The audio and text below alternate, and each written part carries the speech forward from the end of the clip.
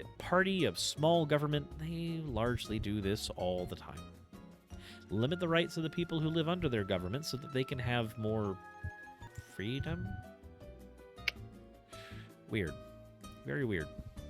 Very weird how that tends to work out when it's not actually freedom that you're getting to experience.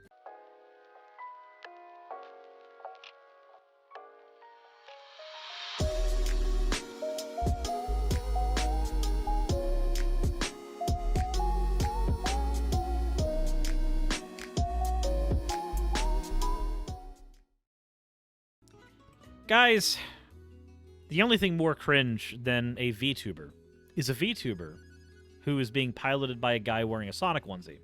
But the only thing more cringe than a VTuber being piloted by a guy wearing a Sonic onesie is what West Virginia just did. So we're going to go ahead and take a look at that. But first, we're going to take a look at the comments. Not the comment section. What am I doing? I'm being stupid. We are looking at the fan art section. That's the one we're looking at. First one we have here is from Sylvia Silica, and it reads, Bandit Lord Suris, this is what happens when you let me cook. I didn't burn it, right? I have a question. How many people has Bandit Lord Suris killed in your headcanon, Sylvia? I also love, I can't explain how much I love the fact that the hammer is the grown-up version of the hammer that is normally attached to the tail, because you can actually see the chain connected down. I love that. I love that so much. The next piece of fan art we have here is from Bonbonberry. They said, Gold Suris model showcase. Yes, the bloom is strong in this one. Let's go ahead and take a look at Gold Suris. Snugglefuzz, thank you for naming your points for an owl. It's shiny. Said that Suris looks like a Genshin model. I know, right? The bloom is strong. The bloom is quite strong. So apparently look forward to that in the future. As always, everybody, thank you all for your fan art submissions. If you want your fan art to be shown in a future video, the best way to do so is to drop it into the fan art section of the Discord. With that said, let's go ahead and get right into today's topic. Like I said, West Virginia being cringe. West Virginia GOP legislature passes a ban on transgender healthcare for minors. A bill that would ban evidence-based healthcare for transgender minors in West Virginia, the state estimated to have more transgender youth per capita than any other in the nation, is headed to the desk of Governor Jim Justice. The Republican governor has not taken a public stance on the measure, and it is unclear whether he will sign it into law. A spokesperson said he was unavailable to comment on Saturday.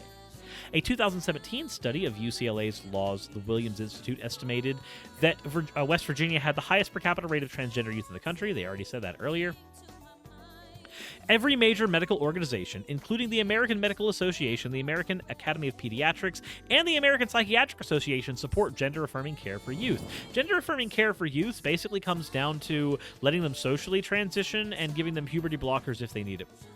That's it. It's not surgeries. It's not even fucking hormones at that point. That's what gender-affirming care for youth looks like, largely. Lawmakers in West Virginia and other states are advancing bans on transgender healthcare in young adults, often characterizing gender-affirming treatments as medically unproven, potentially dangerous, and in the long term, a symptom of woke culture.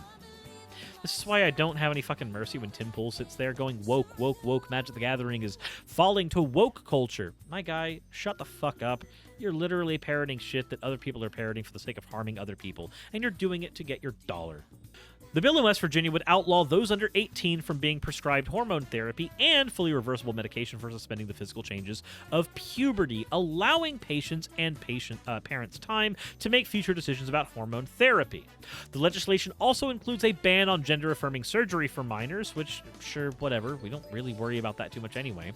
Something medical professionals emphasize does not happen in West Virginia anyway.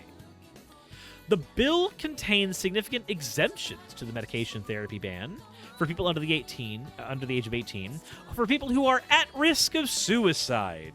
Provisions added in the final week of the 60-day legislative session, which ended on Saturday. So, let me go ahead and explain this one and why this one's actually a problem.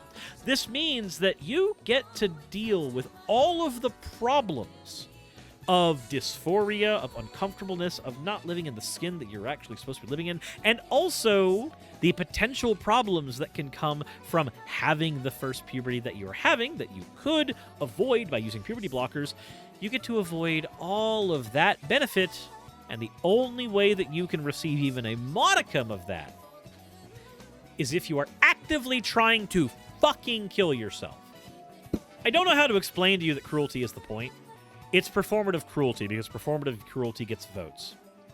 But it's performative cruelty that is masked under the guise of care. The best and most effective performative cruelty you can have is cruelty that looks like it is for the public benefit.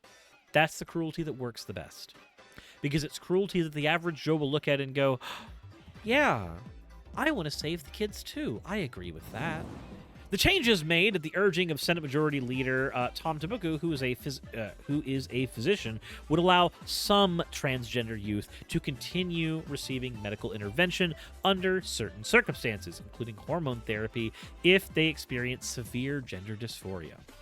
Gender dysphoria is defined by medical professionals as severe psychological distress experienced by those whose gender identity differs from their sex assigned at birth. During a speech on the Senate floor late Friday night, Takubo referenced 17 peer-reviewed studies showing a significant decrease in the rates of suicide ideation and suicide attempts among youth with severe gender dysphoria who had access to medication therapy.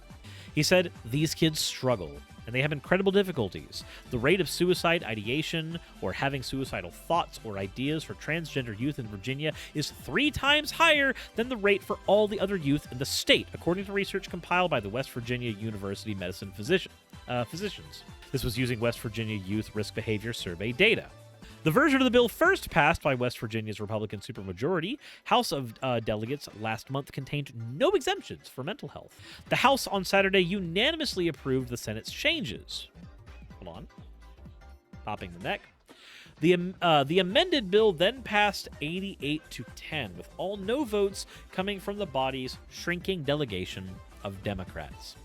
Democratic delegation Rick Griffith, who was the only legislator who spoke on the floor about the issue, voiced support for the mental health exemptions and was later one of the only 2 lawmakers in the minority party to vote for the amended bill. He said, "We talk about a lot. Parents know what's best for their children," the Wayne County lawmaker said. "This is a fairly narrow alliance when a child could potentially be suicidal." Under the amended bill, a person below the age of 18 would need to be diagnosed with severe gender dysphoria by at least 2 medical or mental health providers to gain access to medication therapy, including a mental health provider or adolescent medicine specialist. However, when we get to the next part, you'll see why there's a bit of a problem. The dosage must be the lowest possible necessary to, quote, treat the psychiatric condition and not for the purposes of gender alteration. This means that you may have your puberty blockers or your hormone replacement if you are at that stage, but only so much that it can be a token amount. You can never have enough to actually do the transitioning, the thing that they are for in this case. Can't have enough to do that. No. You can have just enough where the state can say that they are taking care of you. That's it. It's so they can say they've done their due diligence. That's it. I've met trans people whose doctors have tried to control their doses of hormones to be so small so that they don't actually get the benefits that they are looking for. I've seen it. It's a fucking stupid and cruel thing to do in a lot of cases. But let's go ahead and continue here. Providers must specifically be trained to diagnose and treat severe gender dysphoria in adolescents and provide written testimony saying medical interventions are necessary to prevent or limit possible and actual self-harm. The minor's parents or guardians would be required to give written consent to the treatments. Hormonal therapy could not be provided to minors before the age of puberty, something West Virginia physicians say doesn't happen anyway. Yeah, that's when puberty blockers are brought in, not fucking hormone therapy.